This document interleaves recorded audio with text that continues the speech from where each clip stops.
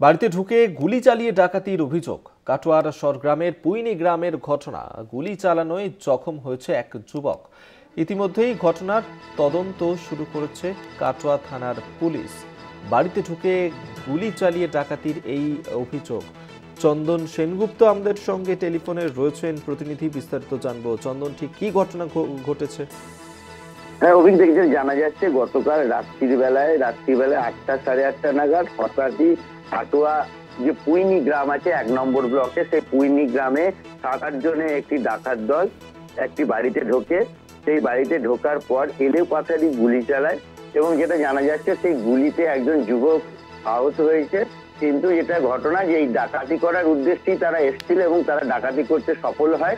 যেটা জানা যাচ্ছে যে প্রায় 50,000 টাকা নগদ এবং 25 ভরির উপর গয়না এবং 5 ভরি সোনার গয়না নিয়ে চম্পট দেয়। এটা হচ্ছে নিবাস বাবু বলে একজন ব্যক্তি আছে, তার বাড়ি। তিনি এবং তার স্ত্রী গেছিলেন বাইরে, বাড়িতে ছিলেন তার শাশুড়ি, ছেলে এবং তার বোন।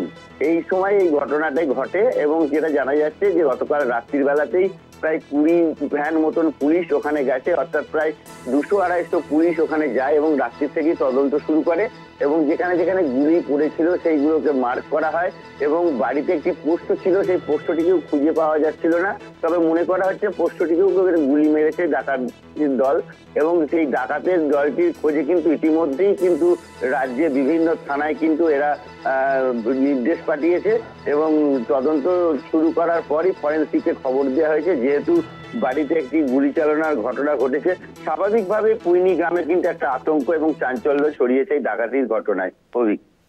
ধন্যবাদ তোমায়। চন্দন সেনগুপ্ত আমাদের সঙ্গে টেলিফোনে ছিলেন প্রতিদিন।